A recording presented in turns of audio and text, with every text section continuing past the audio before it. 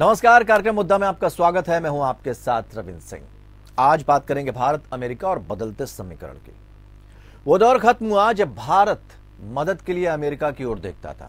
कभी अमेरिका भारत के सामने बिग ब्रदर की भूमिका में था, लेकिन अब हालात बदल गए और अब भारत अमेरिका के बीच बराबरी का रिश्ता है।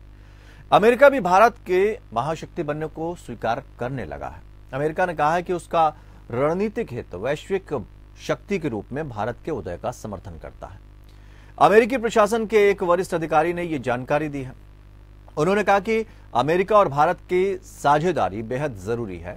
महत्वपूर्ण और उभरती प्रौद्योगिकियों पर अमेरिका भारत पहल के बारे में बात करते हुए उन्होंने कहा कि अमेरिकी राष्ट्रपति बाइडेन और प्रधानमंत्री मोदी के अपने राष्ट्रीय सुरक्षा सलाहकारों को इस रणनीतिक पहल की अगुवाई करने और साझेदारी का विस्तार करने के निर्देश का यह परिणाम है।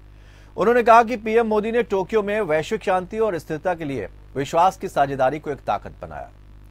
अमेरिका वास्तव में विचार करता है कि ये एक वैश्विक शक्ति के रूप में भारत के उदय का समर्थन करने के लिए हमारे रणनीतिक हित में है।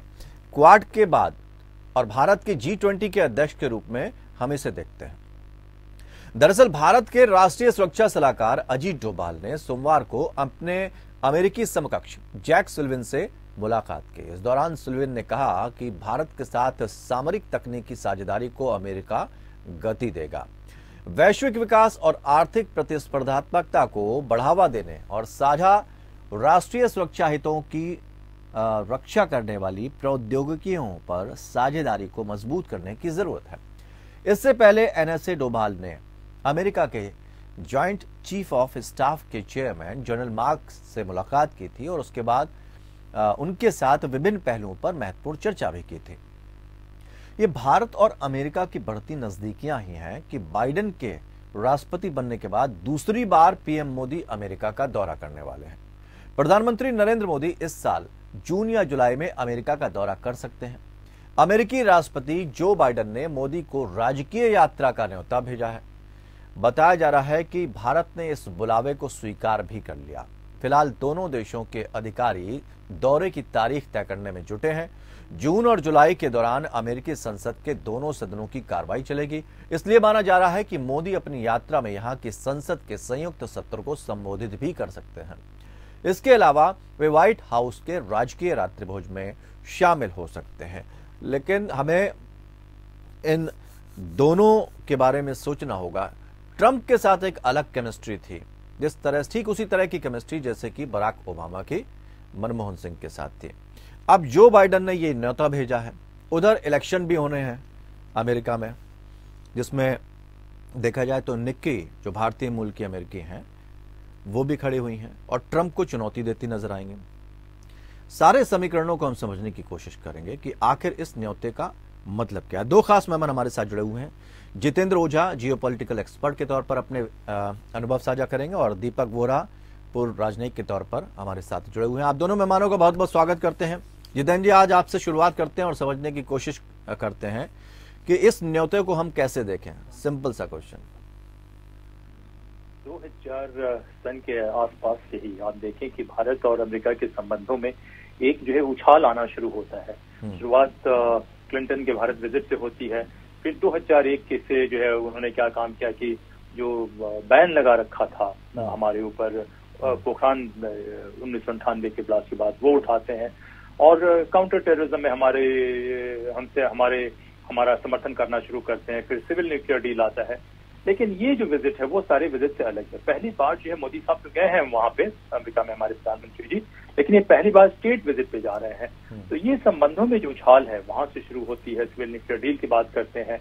2018 में ट्रंप ने 2+2 डायलॉग शुरू करवाया। हम इकोनॉमिक और स्ट्रेटेजिक पार्टनरशिप शुरू होती है 2010 के आसपास। तो यहाँ से होते होते हर जगह एक प्रगति की तरफ जा रहे हैं। एक बात को मैं सिर्फ यही कहना चाहूंगा कि देखिए, अमेरिका बहुत ही दुनिया का सबसे शक्तिशाली देश है और उसकी 3-4 जो उसके विंग है उसके अमेरिकन स्टेट के, वो अलग अलग तरीके से कभी कभी देखते हैं। जब जॉन फॉस्टर डलस 1950 के दशक के आसपास जब कहा था कि जो उनके साथ नहीं वो उनके खिलाफ है, जब हमारे ऊपर दबाव बनाया जा रहा था भारत के ऊपर, 1959 में शायद आइजनहोवर साहब की विजिट हुई थी, उसके समय भारत किसी तरीके से उनके खेमे में चला जाए उस दबाव के बावजूद दो काम हुए। जो हमारा ग्रीन रेवोल्यूशन हुआ उसमें नॉर्मन बोरलॉग की बड़ी कंट्रीब्यूशन रही, IIT कानपुर यूएसए से बना, तो उनकी सिविल सोसाइटी का एक बहुत बड़ा हिस्सा भारत की डेमोक्रेसी को हमेशा तारीफ करता रहा। लेकिन जो उनके डिप्लोमेसी और जो उनके नेशनल सिक्योरिटी एस्टेब्लिशमेंट और इंटेलिजेंस के लोग हैं वो उस समय हमें दबाव बनाते रहे। अब हुआ क्या है कि धीरे धीरे चाइना के बढ़ने से और इस्लामिक टेररिज्म का जो खतरा बनता है उसके बांधने से उनको लगा कि नहीं, भारत का एक मजबूत शक्ति के रूप में आना उनके हितों के लिए बहुत जरूरी है, दुनिया के लिए जरूरी है। और हमारे यहाँ भी लोगों का मानना है कि देखिए, अमेरिका जो सबसे बड़ी डेमोक्रेसी के रूप में, सबसे मजबूत डेमोक्रेसी, सबसे बड़ी तो हम है, सबसे मजबूत डेमोक्रेसी के रूप में उसका एक पॉजिटिव इन्फ्लुएंस सारी जगह है।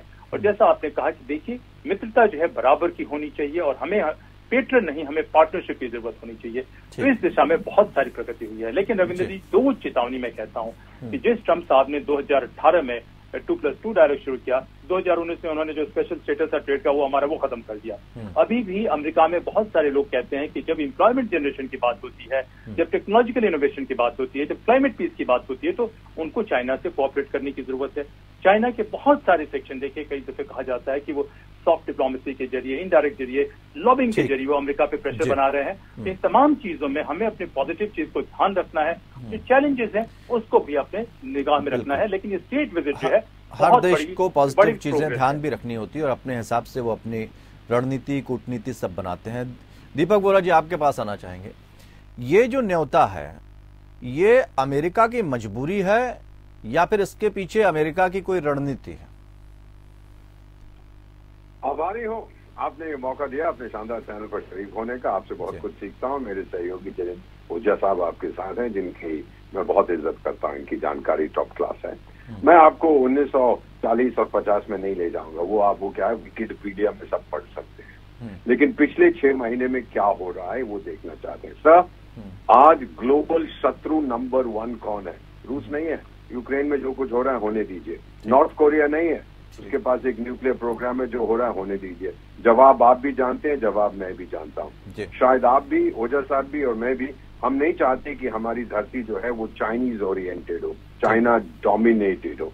अब फरवरी 2023 में प्रायोरिटीज नहीं बदली है दुनिया की। हम सब नहीं चाहते कि हम चीन के चमचे बने, लेकिन जो ओरिएंटेशन है अब वो बहुत साफ हो गया है। अब तो अमेरिका में खुलेआम, चाहे वो डेमोक्रेट हो, चाहे रिपब्लिकन हो, चाहे सड़क पे ड्रग्स लेने वाला व्यक्ति हो, सब यही कहते हैं कि हमारा दुश्मन चीन है। सर, अमेरिकन माइंडसेट जो था ना पहला, कि अगर मेरी बात नहीं सुनोगे तो पीटूंगा, अब वो भी बदल चुका है। आपको याद है कि पिछले साल वो कोई बिल्ली वाला बिल्ली नहीं, उसको क्या बोलते हैं, कैट्सा। अगर आप हम रशिया से हथियार खरीदोगे तो हम ये कर देंगे, वो कर देंगे, अमेरिकी कहते थे, चुप हो गए। उनको पता है कि सर, ये इंडिकेशन बड़ा क्लियर है कि भारत के बिना वो टक्कर नहीं दे सकते चाइना को। इस समय अगर अमेरिका और भारत क्लोज आ रहे हैं, जैसा हम देख रहे हैं, तो ये क्लियर ऑब्जेक्टिव उनका है चाइना। और ये किसकी बोरा साहब, हम ये जो एक परसेप्शन बना लेते हैं, मैं कंप्लीट कर लूं सर। जी। अब ये गलती किसकी है? चाइना की। प्राइम मिनिस्टर को उन्होंने इनविटेशन दिया। सर, मैं तो अमेरिका में 3 साल रहा था एम्बेसी में। कई बार हमारे प्राइम मिनिस्टर को मैंने देखा है वहां भाषण देते हैं कांग्रेस में।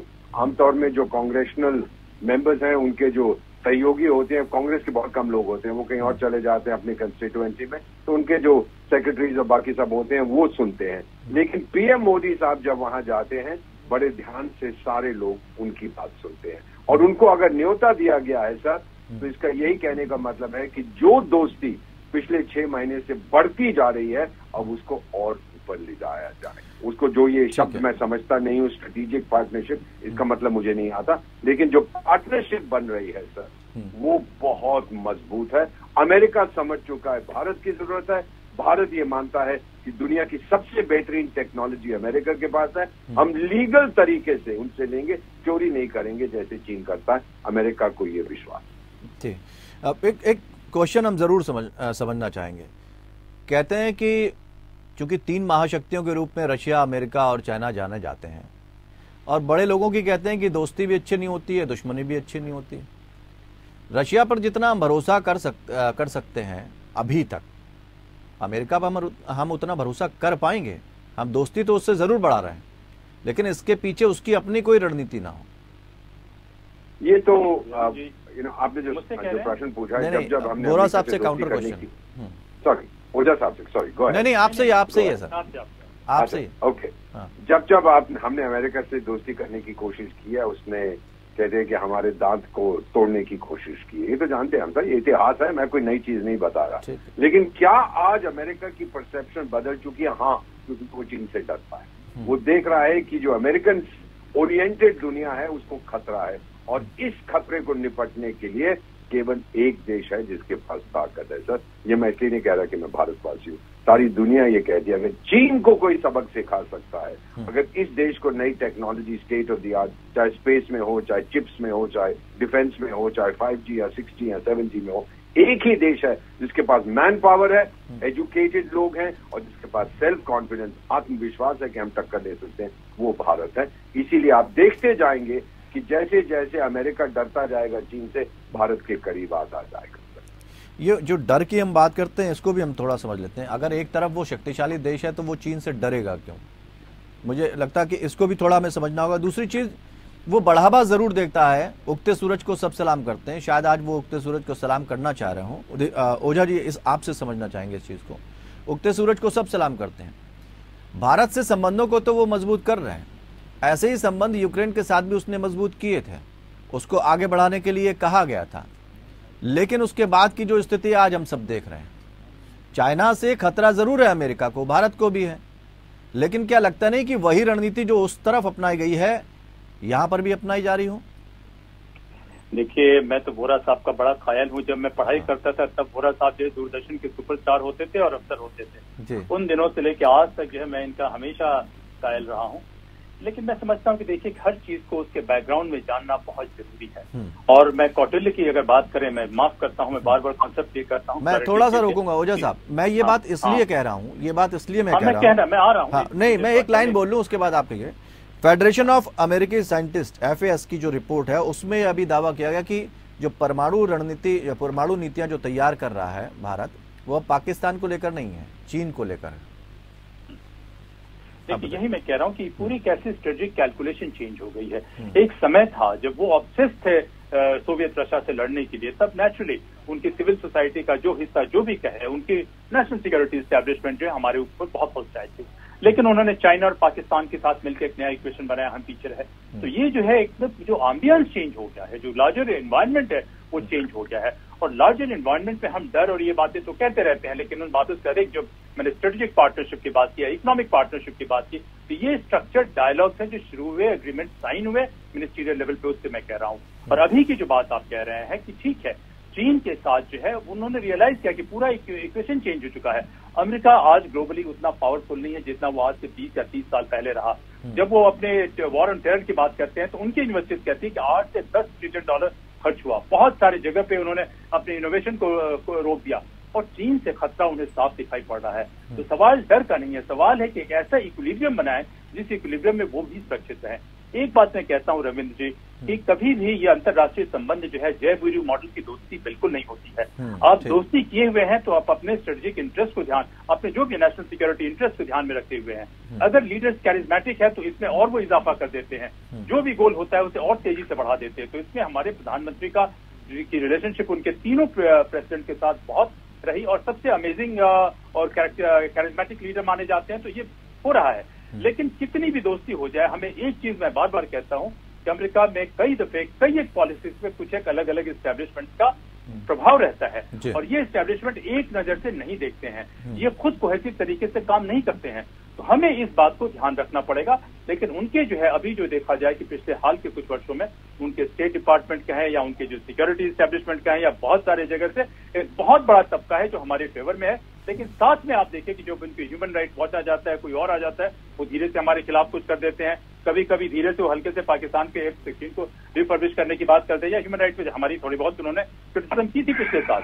तो ये होते रहता है। लेकिन तमाम चीजों को ध्यान में रखते हुए आज जो लार्जर बैकग्राउंड है क्लोजर अमेरिकन और इंडियन फ्रेंडशिप की, वो सबके हित में है और दुनिया के हित में भी है, और सारी चीजें हमारे फेवरेबल हैं। तो हमें इसको ठीक से लेके जाके लॉजिकल कंक्लूजन पे जाना होगा।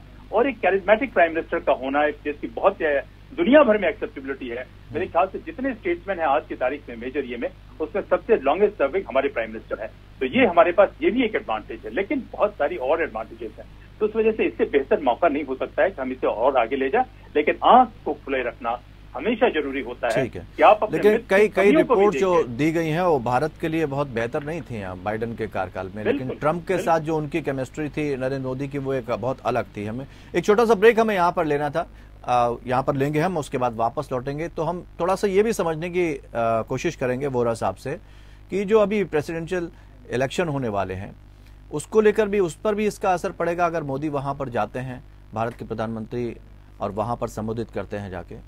ये भी तो कहीं इसका एक स्वरूप नहीं है कि शायद इसलिए ऐसे वक्त में न्योता दिया गया जब उन्हें फायदा उठाना हो, और ठीक निक्की जो वहां खड़ी हो रही हैं वो ठीक ट्रंप के अगेंस्ट खड़ी हो रही हैं। बात कर रहे हैं भारत, अमेरिका और दुनिया के बदलते समीकरण पर। दोनों खास मेहमान के अनुभव हम यहाँ पर साझा कर रहे हैं और अपनी अपनी तरह से दोनों अपनी बात को रख रहे हैं। मुझे लगता है कि उनसे ज्ञान अर्जन करने को भी हमें मिलता है, और जो दर्शक सुनते होंगे बहुत आसान शब्दों में ये समझ जाते होंगे कि असल में अंतर्राष्ट्रीय पटल पर चल क्या रहा है, किस देश की रणनीति क्या है, कैसे संबंध बदल रहे हैं। जो कभी कट्टर दुश्मन हुआ करते थे वो दोस्त बनने की ओर अग्रसर हैं, जो कभी बुराई किया करते थे आज वो तारीफ करते नजर आ रहे हैं। और तीन महाशक्तियां जो हर तरह से, एक तो भारत की दोस्त काफी पहले से रही है, लेकिन बाकी जो बची दो महाशक्तियां हैं वो भारत से अपने संबंधों को और मजबूत करने के लिए इस वक्त उतावली नजर आ रही हैं। अब हम आगे बढ़ते हैं। दीपक वोरा जी आपके पास आना चाहेंगे और ये समझना चाहेंगे, चूंकि वहां पर इलेक्शन भी होने हैं। इंडियन अमेरिकन जो निक्की हेले हैं उन्होंने भी ऐलान किया है कि वो इक्विपमेंट, वो जो 2024 में होने वाले प्रेसिडेंट इलेक्शन है उसमें रिपब्लिकन कैंडिडेट बनना चाहती हैं। क्या ये भी हम मान सकते हैं कि न्योता ऐसे समय में दिया जा रहा है कि ये वहां के लोगों को लुभाया जाए और एक फायदा इलेक्शन में लिया जाए? चूंकि ट्रंप के अगेंस्ट है, ट्रंप की केमिस्ट्री मोदी से अच्छी है, लेकिन एक तरह से वहां पर ट्रंप को कमजोर करने के लिए वो यहाँ न्योता दिया जा रहा है, तो उसका कुछ फायदा शायद निक्की को मिल सके। ऐसा भी कुछ हो सकता है? मुझे नहीं लगता ऐसा कुछ हो सकता है। जो बाइडेन साहब बहुत बुजुर्ग हैं, इतने होशियार नहीं है सर। मैं बड़ी फ्रैंकली आपको बता रहा हूँ कि ये कैलकुलेशन वो करें। सिंपल बात यह है सर कि बहुत सालों तक हम लोग एक दूसरे से बातचीत नहीं करते थे, खुल के बातचीत नहीं करते थे, भरोसा नहीं करते थे। एक किताब लिखी थी बहुत साल पहले, उनका नाम भूल गया, American author, India and America estranged democracies. एक दूसरे से हम दूर हो गए थे, लेकिन अब ये एस्ट्रेंजमेंट खत्म हो रहा है। क्यों खत्म हो रहा है सर? बहुत देर के बाद वो लोग समझे, हम तो शुरू से ये कहते रहते थे कि भाई जो वैल्यूज हमारी हैं, जो कुछ हम दुनिया में देखना चाहते हैं, भारत हमारा पार्टनर है। आप तीन महाशक्तियों की बात करते हैं सर, चार हैं, भारत को मत भूलिएगा। आज 5 चुनौतियां हैं सारी दुनिया के सामने सर, छठी नहीं है। एक आपकी सेहत है, दूसरा पर्यावरण है, तीसरा इकोनॉमिक रिकवरी जिसके लिए हमें खुले समुद्र चाहिए, नई टेक्नोलॉजी कैसे मैनेजमेंट किया जाए, और आतंकवाद। और चीन जो है वो सबसे बड़ा जोकर है इन 5 एरिया में। सब तरफ वो अपना कुछ ना कुछ करने की कोशिश करेगा। सर चीनी होशियार नहीं है, कम्युनिस्ट पार्टी बेवकूफ लोग हैं। सारी दुनिया जानती है कि ये अपना खेल खेलते हैं, लेकिन फिर भी वो समझ नहीं पाते। तो मेरा ये मानना है सर, अमेरिका अभी तक गोल्ड स्टैंडर्ड है पूरी दुनिया के लिए सर। 8 बिलियन दुनिया की आबादी, 800 करोड़ की।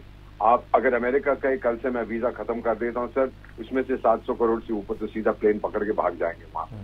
वो गोल्ड स्टैंडर्ड है। मिस लिबर्टी जो स्टैचू है न्यूयॉर्क हार्बर में कि I hold my lamp golden gate के साथ, आपके जो गरीब हैं, जो भूखे हैं, उनको मेरे पास भेजो, मैं उनका ध्यान रखूंगी। सारी दुनिया इस पे विश्वास करती है। और फाइनली मैं इतना कहूंगा सर, ये जो नेचुरल कन्वर्जेंस, दोस्ती जो बन रही है इस समय भारत और अमेरिका के बीच में, विक्टर ह्यूगो ने बहुत साल पहले, 150 साल पहले कहा था कि जब एक आइडिया आता है उसका समय आ चुका है तो दुनिया की कोई ताकत उसे रोक नहीं सकती। आई बिलीव, मेरा विश्वास है सर, चाणक्य ने भी यही कहा था, मेरा ये विश्वास है कि दोनों देशों की सेल्फ इंटरेस्ट यही है कि आपस में वो अपनी दोस्ती और मजबूत करें। हम उनको धोखा कभी नहीं देंगे, ना हम धोखा देने के काबिल हैं। वो जो अपना इंटरेस्ट है करेंगे, लेकिन अब वो शायद सीख गए हैं कि अब भारत के साथ आप मजाक नहीं कर सकते। और अगर पीएम साहब जाएंगे, मैं आपको बता देता हूं, जो उनको वहां पे वेलकम मिलेगा, फिर से शायद इंडियन डायस्पोरा के साथ मीटिंग होगी, नया बजट आया, लोग उसके बारे में बात करेंगे। आई मीन सर, हमको कोई रोक नहीं सकता, अमेरिका ये समझ चुका है। और चीन बहुत डरता है। सर एक फाइनली बता देता हूँ, तो ओझा साहब मुझसे बेहतर जानते हैं, ये डिंगलिंग टिंगलिंग पिंग पिंग जो भी इनका लीडर है, अभी जाके अपने ट्रूप से कहता है आप तैयार हो लड़ने के लिए। कुछ देर पहले कहा था 1 सेकंड के नोटिस पे लड़िए। इसका मतलब क्या? वो अभी तैयार नहीं, अभी क्या वो नूडल्स खा रहे हैं बैठे हुए वहां पर? I don't understand. बार बार लड़ने के लिए तैयार हो, लड़ने। हम तो ये कभी नहीं कहते फौज है किस लिए सर, डिफेंस के लिए। तो मुझे लगता है वो डरा हुआ है दोनों तरफ से और कुछ ना कुछ करने की कोशिश करेगा। जितेंद्र ओझा जी, एक बात बहुत चर्चा का विषय रही थी जिसमें कहा जाता है कि टेक्नोलॉजी ट्रांसफर की एक लाल फीताशाही चलती रही अब तक। क्या भारत और अमेरिका के ये संबंध उस लाल फीताशाही को खत्म करने की तरफ आगे बढ़ते देखे जाएं? प्रगति करेंगे तो ये खत्म होगा। आप देखें कि 2020 में जैसे 2+2 डायलॉग की मैंने बात की, फिर इंटेलिजेंस शेयरिंग कहा, रैक्सा करके ऐसे बन रहे। तो जैसे जैसे ये ट्रस्ट बढ़ता है वो चलेगा। इतिहास से मैं इसलिए जाता कहने के लिए कि हमारा नेचुरल कॉन्फ्लिक्ट ऑफ इंटरेस्ट नहीं, उनकी नेशनल सिक्योरिटी एस्टैब्लिशमेंट है जो भी रहे, जिनकी ऑब्सेशन थी उस समय सोवियत रशिया के साथ, तो उन लोगों ने अपने सिविल सोसाइटी को एक तरीके से ओवररूल करके हमें जो आइसोलेट करने की कोशिश की। और जो अथॉरिटेरियन पावर से चाइना था, चाइना को उन्होंने बरगलाया सोवियत रशिया के कैंप से, और पाकिस्तान के साथ मिलकर हम लोग जब पढ़ते थे 1980s के लेट 1980s में, अर्ली 90s में रविंद्र जी, तो हम लोग कहते थे उस समय कि ये चाइना, पाकिस्तान और यूएस ये एक्सिस बन रही है। तो मेरा यही कहने का मतलब था कि जो कन्वर्जेंस था अब उनके लोग रियलाइज कर रहे हैं कि भाई नहीं, भारत अब मजबूत हो चुका है, दुनिया के समीकरण बदल चुके हैं, हम सिर्फ दुश्मन की बात नहीं करते हैं। तो ये बदले हुए समीकरण में भारत की उनको जरूरत है। और जिस तरीके से हमारे इंस्टीट्यूशन मजबूत होते जा रहे हैं, हम इनोवेशन की तरफ जाते जा रहे हैं, तो हम उसके लिए ऑटोमेटिकली नेचुरल चॉइस होंगे। अब जो चीन में कैपिटलिज्म जो आता है कि जिस तरीके से उन्होंने किया, और अमेरिका का मैं कहता हूं कि सब कुछ अच्छाइयों के बाद उनकी एक आध कॉन्ट्रडिक्शन है।